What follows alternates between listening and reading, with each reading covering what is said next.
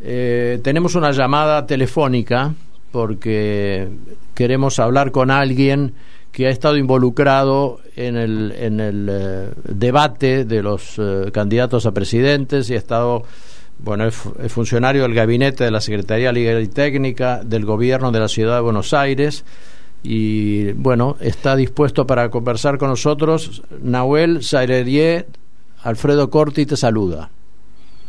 Sí, ¿qué tal? Buenas noches. Gracias, Alfredo. Hola, ¿cómo estás, Nahuel? Rodolfo Estela. Rodolfo, ¿cómo te va? Muchas gracias. Bueno, aquí estamos ansiosos por hacerte preguntas amontonadas, atolondradas y apuradas, pero bueno, vamos a ir desgranándolas de a poco para que las entiendas.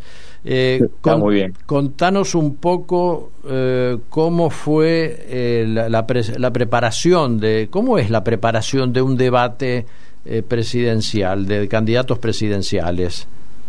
Bueno, primero que nada, lo que hay que entender también para los oyentes que nos están escuchando, que los debates presidenciales son obligatorios por ley. Hace muy poquito, recién el primer debate se hizo en 2019, producto de una ley que también propusimos desde Juntos por el Cambio. Antes que eso, los debates no eran obligatorios.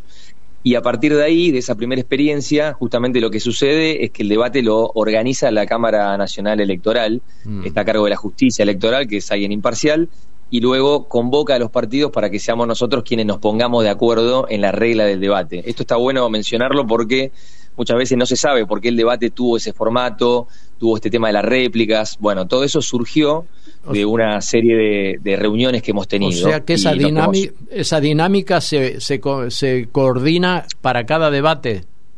Exactamente, cada debate la Cámara convoca a los representantes de todos los partidos, entre los cuales yo formé parte de ese equipo representando a Patricia Bullrich, y en el marco de una serie de reuniones nos tenemos que poner de acuerdo de manera unánime con los demás partidos, lo cual también es un ejercicio democrático interesante, porque todos los partidos tuvimos que estar de acuerdo en cada decisión respecto de cada tema del formato del debate. Pero, y si no se llegara a un acuerdo, la justicia lo decidía. Perdón, Nahuel, ¿quiere decir que en esas reuniones ustedes tenían distintos temas, algunos de los cuales no fueron elegidos para tenerlo en el debate?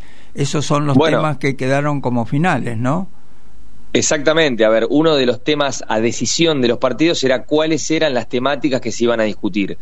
Y lo que sucede en esas reuniones es que también la justicia electoral está asesorada por un consejo asesor de los debates que le propone un formato que es el que nos trae a nosotros. Y en ese formato que nos trajo estaba esta posibilidad novedosa de que la ciudadanía participara de alguna manera que se encontró a través del voto de la gente. Hubo dos temas, puntualmente uno en el primer debate y otro en el segundo, que quedaron supeditados a que la gente los votara. Y después había otra serie de temas que eran ya definidos entre los partidos como obligatorios para cada debate, con lo cual estuvo este elemento de que la ciudadanía empezara a participar de alguna forma de lo que se iba a discutir en el debate.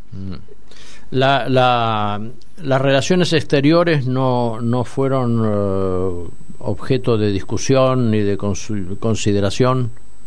Bueno, claro, ese es justamente uno de los temas que, como te comentaba, hay que lograr el acuerdo. Nosotros propusimos que las relaciones internacionales estuvieran. Para nosotros como partido era muy importante. De hecho, no estuvimos contentos con que no estuviesen porque consideramos que es uno de los temas que un candidato a presidente tiene que discutir, dado que es una de las atribuciones exclusivas del presidente de las relaciones internacionales. Entonces, nos pareció una pena que no estuviese incluido. Era uno de los temas que quedó supeditado a que la gente lo votara y bueno, no salió como uno de los temas elegidos, pero bueno, en nuestra opinión hubiéramos querido que estuviese. El tema de las preguntas que hacían, es decir, el sistema de cómo iban a preguntar, ¿eso también fue producto de un consenso o se los propusieron así los que organizaban el debate? Sí, tal cual. Las preguntas habían surgido en un principio con una forma un poco distinta y lo que terminamos acordando entre todos los partidos era que fuera un formato que permitiese a todo el mundo preguntar y ser preguntado. Como terminó sucediendo, esto de que uno le podía hacer y le debía hacer una pregunta a los restantes 4 candidatos y recibir una pregunta de cada uno de ellos. Lo que fue tal vez un tema más novedoso e interesante, que también nosotros tuvimos ahí una voz activa tratando de ampliarlo, fue el tema de los derechos a réplica. No sé si se acuerdan que cada candidato, mientras otro candidato hablaba, tenía la posibilidad de tocar un botón y solicitar la réplica. Sí. Entonces, esto se podía usar hasta 5 veces por debate, pero bueno, en un principio la cantidad de veces que nos habían propuesto era un poco inferior, era 3, y finalmente terminamos llevándola a 5 porque nos pareció que era algo distinto y que permitía darle un poco de flexibilidad al debate. Ustedes saben que los debates, si se acuerdan, el primer debate que se hizo en el 2019, cuando Mauricio Macri era presidente, era un debate más estático, con reglas un poco más estáticas, y no estaba esta posibilidad de replicarle a alguien. Entonces, en esta oportunidad, yo creo que cada vez que se vaya avanzando, el nivel de flexibilidad va a ser mayor, pero bueno, es difícil a veces entre los partidos, en una instancia así, donde nadie quiere tampoco asumir riesgos en un momento tan decisivo, es difícil acordar mayor flexibilidad, ¿no? Pero bueno, esto le da como un aire más parlamentario, ¿no? La repetición de derecho a réplica, porque por supuesto es de alguna manera un poco parecido a lo que pasa en una cámara o en un órgano plural, y cuando hay un orador, que el afectado pueda hacer su derecho a réplica sin que eso implique la obstrucción del orador, ¿no es cierto? Exactamente. Si vos te fijás, con toda esta legislación y estos debates se está tratando de avanzar en esta costumbre de que los candidatos tengan que exponerse, tengan que discutir y tengan que en definitiva mostrar tanto los aspectos de la personalidad como las cualidades técnicas y lo que conocen de los temas. Exacto. Si vos te fijás en otros países, como en Estados Unidos, la costumbre del debate está muy instalada, al punto que, bueno, no es necesaria una ley porque los candidatos solos voluntariamente se someten a diferentes debates en los medios privados con reglas muy, muy flexibles. Y ya tienen esa costumbre instalada. Entonces lo que estamos también acá buscando y propiciando es que año a año esto siga un camino de mayor costumbre y que cada vez estemos dispuestos a flexibilizar más el formato del debate. Nahuel, a vos te tocó instruir o por lo menos aconsejar a Patricia Bullrich. ¿Cómo prepara un asesor o un ayudante como haces vos para que ella tenga éxito en el debate? ¿Cómo se prepara al candidato? ¿Qué cosas hacen? Porque inclusive he visto que ensayan. ¿Eso no le quita espontaneidad al asunto? Sí, la verdad que hay mucho que se dice al respecto de esto. La verdad es que, bueno, la preparación de un debate, yo en la parte que me tocó, fundamentalmente en esta relación con la Cámara y la definición de las reglas, tiene mucho que ver también con el momento electoral en el que estás, el calendario. Vos pensás que estos debates ocurren en pleno calendario electoral, con lo cual el candidato está de acá para allá, yendo a diferentes actos, recorriendo el país. En nuestro caso, Patricia había emprendido una campaña para recorrer toda la Argentina con la caravana, no sé si recuerdan. Sí. Entonces, realmente encontrar los momentos para reparar en el debate no es tanto un ensayo, sino un momento para justamente pensar las reglas, pensar las diferentes posibilidades que van a ocurrir. No es tanto un ensayo. Lo que termina sucediendo es más que nada un momento de reflexión en los momentos en donde se puede, en el medio de una campaña, para que se entiendan bien las reglas de juego. En este caso, como yo les estaba comentando, las reglas fueron muy distintas, con lo cual más que nada la preparación termina pasando por entender precisamente cuáles van a ser las reglas de juego para que el candidato después tenga la soltura de poder moverse como más le resulte cómodo. En definitiva, y esto tiene mucho que ver siempre con el perfil de cada candidato, pero en el caso de Patricia siempre estaba vigente la espontaneidad y la originalidad de que ella pudiera expresar su visión en el momento de acuerdo a cómo se fuera dando el debate. Es muy difícil preparar algo que después puede tomar una forma totalmente distinta a la preparada. Pero no hay... Naturalmente uno prepara los ejes discursivos sobre los cuales va a moverse, cuáles van a ser las propuestas, prepara eventualmente preguntas que puede hacer otros candidatos y se prepara para las preguntas que puede llegar a recibir, sí, por supuesto. Exacto, por supuesto, ese tipo de tiroteo, de peloteo, de preguntas y para ejercitarlo, no me parece, no creo que le quite espontaneidad, simplemente le da un poquito de fogueo al candidato, si le preguntan tal cosa, que no lo tome de sorpresa y que sepa una respuesta rápida y concreta. No sé, no hacen ese tipo de fogueos y de... No, yo creo que no le quita espontaneidad. Sí se hacen y obviamente esto es como a cualquier ser humano que se prepara para hablar en público. Exacto. Hay una instancia donde uno tiene que prepararse, tiene que decirlo, tiene que ver cómo se siente con lo que está diciendo. Sí, por supuesto, esto es lo más parecido a cuando uno es parte de la dinámica y de la técnica. Exacto, no le quita espontaneidad, no le va a anular la personalidad al candidato, pero le evita sorpresas, digamos. Exactamente. Y después tiene mucho que ver con el formato, ya te digo, del debate. Por ejemplo, una gran diferencia que a veces pasa desapercibida para el público, ¿no? Pero en el debate de 2019, una de las reglas que se acordaron fue que no se podían llevar papeles para tener de soporte, de apoyo. Guías. En cambio, en este debate, como el formato era tan dinámico, era tan distinto, se terminó acordando que cada candidato pudiese llevar un soporte de una cantidad de hojas de papel donde tuviese sus anotaciones y demás datos que le... Como unas fichas. Exacto, como una ficha donde pudiese consultar. Y ahí tenés que tomar decisiones respecto de si uno va a querer leer más, leer menos. A nosotros nos parecía que era lo mejor posible era no leerlo, pero bueno, hubo otros candidatos que en su momento leyeron más. Ese tipo de cuestiones obviamente se preparan y son decisiones que se toman. Entonces, claro, que también sí, por supuesto, exactamente, hay una preparación y también, sobre todo, hay una definición de la estrategia, ¿no? ¿Cuál es el tono que se va a adoptar? Si ustedes vieron... también hubo una diferencia muy fuerte entre el primer debate y el segundo. Eso es, Nahuel, te quería preguntar, ¿a qué se debe esa gran diferencia que hubo en el caso de Patricia en el primer debate con respecto al segundo debate? ¿Fue algo ya decidido para cambiar el sistema o la técnica que iban a emplear? Sí, yo creo que tiene mucho que ver con haber visto cómo te resultó el formato del debate cuando ya lo experimentaste, ¿no? Patricia, en la primera oportunidad, obviamente estaba debutando en ese formato, viendo cómo se sentía. Además estaba enferma, ¿no?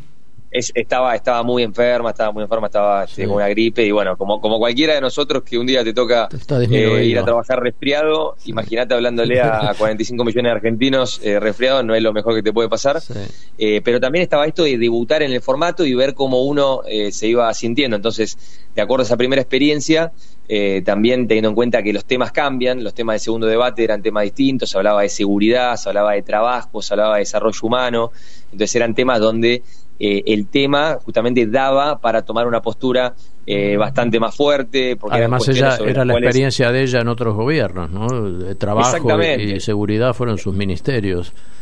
Exactamente, también el segundo debate es el que termina quedando más instalado en la opinión y en la cabeza de la gente, y estos temas se prestaban para expresar las posiciones que como partido tenemos sobre esos temas, y particularmente que Patricia tenía sobre esos temas, porque son temas donde ella, como dicen ustedes, ha trabajado y tenía una sensibilidad y una experiencia que le permitía pararse desde otro lugar, con lo cual, teniendo en cuenta esto y que era el segundo debate y ya el último que se iba a realizar antes de la elección, consideramos que la postura tenía que ser más fuerte para dejar en claro cuáles eran nuestras visiones sobre esos temas. ¿Cuál es la qué hacen los asesores en el momento del debate? Porque permitían, no sé qué cantidad de asesores. ¿Cuál es la función del asesor en el debate? Porque ya está, las preguntas ya están realizadas, es decir, asesorarla ¿en qué sentido? ¿Pueden hacer alguna indicación, algo durante el debate?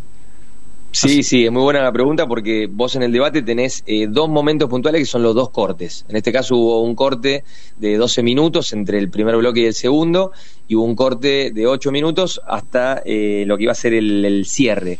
Entonces vos en esos cortes, ya habiendo visto lo que sucedió, podés cambiar o podés agregar algo de lo que va a pasar. Son momentos importantes porque justamente le pueden dar un agregado a lo que estaba planificado, que tenga mucho más que ver con el clima de lo que está sucediendo. O acercarle alguna cifra o algún dato, ¿no? También. Algún dato, sí, pero tiene mucho que ver con la dinámica. Al final de cuentas, uno prepara muchas cosas, o puede preparar o tener en la cabeza muchas cosas, pero en el momento termina dándose la real dinámica del debate. Ustedes no sé si se acuerdan que hubo un momento donde Massa había hecho una expresión respecto de Javier, hasta acá llegaste, no te metas con las mujeres. y eso en la siguiente instancia Patricia lo toma, lo responde espontáneamente y dice: nosotras nos defendemos solas. Este tipo de cuestiones y de respuestas tiene mucho que ver con lo que va pasando en el momento. Exacto. Entonces, preparar. Esas cosas no se pueden preparar, y el hecho a veces de tener un equipo que te pueda decir o recomendar alguna cosa en los cortes te puede llegar a cambiar el curso del debate.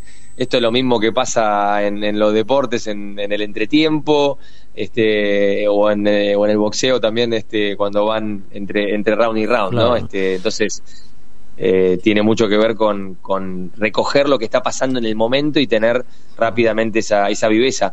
También en este debate, otro tema que estaba permanentemente a la visión y al análisis de los asesores es el tema del uso de las réplicas, porque había que administrarlas. Tenías 5 réplicas y tenías que no malgastarlas de entrada. Exacto, no gastarlas de entrada, que de hecho a los demás candidatos les pasó que la mayoría las consumieron todas en el primer tema. Decime, Nahuel, ahora viene la pregunta del millón.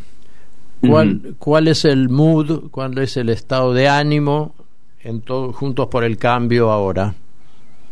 Bueno, es una pregunta muy difícil, obviamente yo no te la puedo responder en su totalidad, pero cada uno te podrá hablar por su cuenta. Obviamente es un momento difícil y de reflexión. Sabemos que somos un espacio que ha sabido representar a gran parte de la Argentina. Hoy somos y seguimos siendo la primer minoría, y tenemos que sabernos también como parte de esto, porque tenemos también una fuerza de 10 gobernadores, intendentes. Entonces es un momento para reflexionar, para ser fieles también al electorado que nos votó. Tenemos más de 6 millones de personas que nos han votado, que creen en los valores que nosotros representamos, en el republicanismo, en siempre estar parado en la vereda del frente de lo que es el populismo, de la corrupción. ¿Y autocrítica? De las instituciones. Eso. Hacer autocrítica no tienen previsto. Y hacer autocrítica, claro, hacer autocrítica de por qué no supimos representar mejor esta visión, justamente. Sabemos que hay un electorado que nos ha llevado hasta acá, pero tenemos que saber entender también qué nos pasó en este último tiempo, que hemos dejado tal vez de representar o de podido ser parte de este balotaje. O haberse dado cuenta por ahí que no eran todos los votos de ustedes, sino que eran votos anticristinistas, o antikirchneristas, por ejemplo, ¿no? Es una cosa también, que a Todos por el Cambio le costó siempre. Por supuesto. Nosotros hemos sabido entender en algún momento que cuando uno quiere representar estos valores, tiene que también ser la oposición del peronismo. Y para ser la oposición del peronismo uno tiene que estar unido.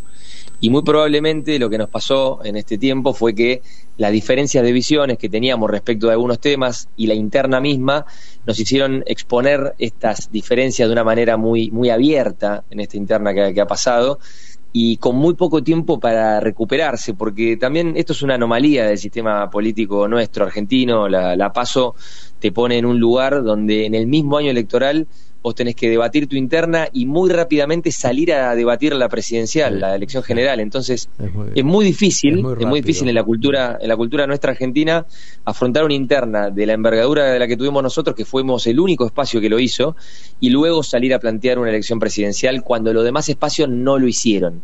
No, entonces, sobre todo que después del éxito de 2021, como que asumieron que tenían ya los votos seguros de un espacio, y empezaron a aprobarse varios el traje de presidente sin ver que los votos no eran propios, ¿no? Que eran de un espacio, o eran más bien de un antiespacio. Sí, yo creo ahí te hago una distinción. Yo no creo, creo obviamente que hay momentos donde el voto es anti, por supuesto, pero también creo que supimos representar un voto positivo, que cree en determinado país, que cree en un país de libre mercado, en un país sin corrupción. Eso creo que lo representamos. El tema está en que el voto, pienso yo, que no es algo que es propio de un partido político. Nosotros lo supimos representar en un momento y luego perdimos la centralidad en esa representación de esos valores, porque en el medio de la pandemia, que también cambió mucho a la sociedad, eso es algo que también hemos tomado nota a medida que fue avanzando. En ese momento de la pandemia nosotros fuimos los que tal vez mejor representamos esa expresión. Ahora, cuando sigue avanzando el tiempo de la elección del 21 para acá, surge una fuerza como es la Libertad Avanza, que empieza a hablar de valores muy similares a los nuestros en muchos sentidos, y en otros con propuestas que ya no eran las nuestras, sino que iban por ahí un poco más allá o en las que nosotros no coincidíamos tanto. Entonces, pero que también coincidían en que eran antikirchneristas. Entonces, la gente que no era fiel a Juntos por el Cambio, sino que estaban ahí por antikirchneristas, se fumaron, ¿no? Yo, perdón, Nahuel, pero creo que fue un error la interna, porque realmente ahí me parece que es donde empezó el problema de Juntos para el Cambio, porque no hubo la posibilidad después de evitar todo ese daño que se produjo durante la interna. Daño, digo, en el sentido de que hubo gente que después no se sumó como debió hacerlo a Patricia, ¿no? Se quedó ahí en su mundito encerrado, ¿no? Sí, yo coincido en que la interna ha tenido un papel muy importante en lo que ha pasado, pero también te hago hincapié en esto del tiempo, ¿viste? Porque yo no creo que la interna de por sí sea algo negativo, pero como está planteada el calendario electoral con la PASO y la general tan cerca una cosa de la otra, esto de que la gente no llegue a sumarse o no lleguen a integrarse los equipos, es algo que también tiene que ver mucho con qué haces con tan poco tiempo que tenés para rearmar una estrategia, un equipo y afrontar la elección que le sigue. Es muy difícil en tan poco tiempo producir grandes cambios. Por eso creo que las internas debieran ser de los partidos, no una interna obligatoria de todos los partidos y abierta. Esto ha permitido en muchos casos que se indique a cierto electorado que vaya a votar por otro candidato de otro partido. Es decir, se dan juegos bastante extraños en este sistema de las PASO. Yo creo que las internas, si son valiosas, pero internas, como dice la palabra, internas del partido, cada partido debería tener su sistema obligatorio, en el sentido que cada partido tiene el deber de hacer una interna, o si se han puesto todos de acuerdo, tener una lista única. Ahora, pregunta, Nahuel, ¿el debate incide en el voto? Es decir, porque hay personas que tienen capacidad y habilidad para estar en un debate y otras no, y a lo mejor son tan capaces como aquellos que no tienen capacidad en el debate. Es decir, ¿incide el resultado del debate en el resultado después en votos? Mira, es una muy buena pregunta. Yo creo que acá tenemos que mirar el primer punto, que es las audiencias, ¿no?, que tiene un debate. En este caso, la audiencia del debate ha tenido 40 puntos de rating entre todos los canales que la han transmitido, tiene una alta audiencia, con lo cual es evidente que es un momento donde la ciudadanía está mirando. Y no solo es el momento que está mirando, sino todo lo que se produce hoy en día con los medios digitales, que sigue rebotando y replicando a través de fragmentos del debate durante la semana posterior. Yo definitivamente creo que es un momento de altísima exposición que tiene mucho que ver en la formación del voto y de la decisión de la persona. Y más en una elección como esta, que era una elección de tercios, donde por muy poquita diferencia podía entrarse o no entrarse en el balotaje, con lo cual creo que tiene efecto.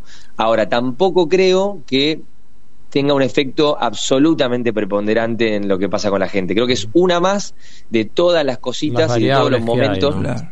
Exacto, que al estar en el final incide mucho, pero no es lo único. Mucha gente ya tiene su voto, su opinión formada, y sería muy raro que después de tantas campañas y tantos discursos sorprenda un candidato como para que cambie el voto, ¿no? Sí. También hay algo que se dice mucho de los debates, que es que a veces en el debate hay que tener mucho más cuidado con la equivocación que con el acierto, porque es mucho más lo que te puede restar la equivocación que lo que te puede sumar el acierto. Sí. Entonces, eso es cierto. Sí. Desgraciadamente, la gaf pesa más que el éxito. Bueno, y también esta cuestión de esto que me decías, de la capacidad para los debates y demás, bueno, obviamente es una capacidad que un presidente se espera que tenga, pero también es cierto que muchas veces el momento del debate puede priorizar mucho esta capacidad para debatir y no tanto la capacidad real para gobernar. Acá hay una eterna dicotomía muchas veces entre lo que pasa en la campaña y después la real capacidad de gobierno que tiene un candidato. Tenemos, Nahuel, tenemos ya jefe de gobierno de la ciudad. ¿Te sorprendió el bajarse de Santoro?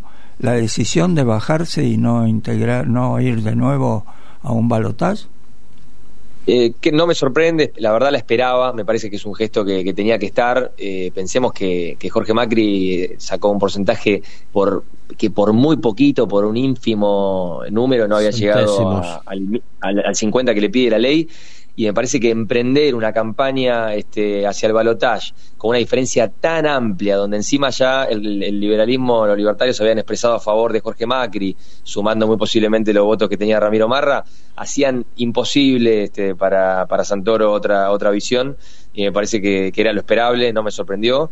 Y también deja una moraleja respecto del sistema electoral de la ciudad, que creo que merece una revisión. Es un sistema altísimamente exigente si lo comparás con el de la provincia de Buenos Aires, que ni siquiera tiene doble vuelta, y si lo comparás con el de la Nación también, porque la Nación es menos exigente que la ciudad en ese sentido. Tiene una diferencia de votos sobre los cuales de menos de 40, la diferencia de 10 con el segundo, y después más de 45, no de 50.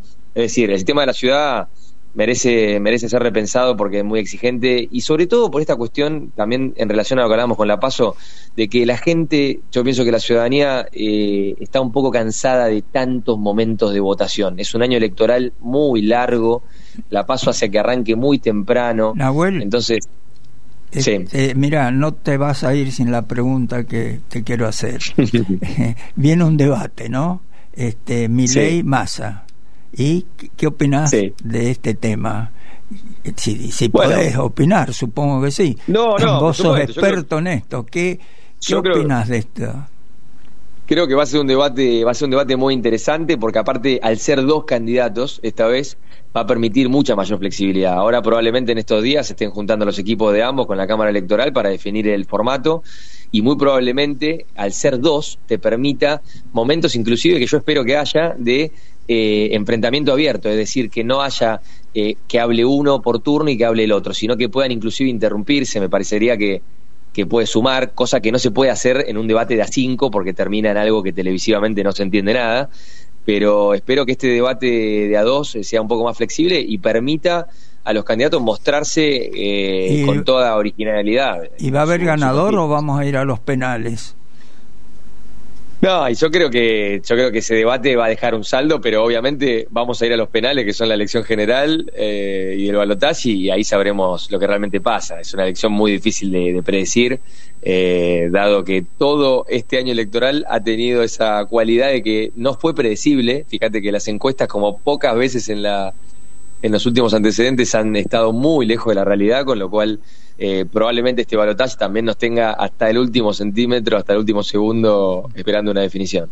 Bueno, Nahuel, te agradecemos muchísimo este contacto, ha sido muy amable de tu parte, y te dejamos la puerta abierta para convocarte un poco más adelante, depende cómo se vaya preparando el próximo debate. Muchísimas gracias. Bueno, por favor, muchas gracias a ustedes. Hablábamos con Nahuel Sellerie, del Gabinete de la Secretaría Legal y Técnica del Gobierno de la Ciudad de Buenos Aires y asistente de la preparación del debate presidencial.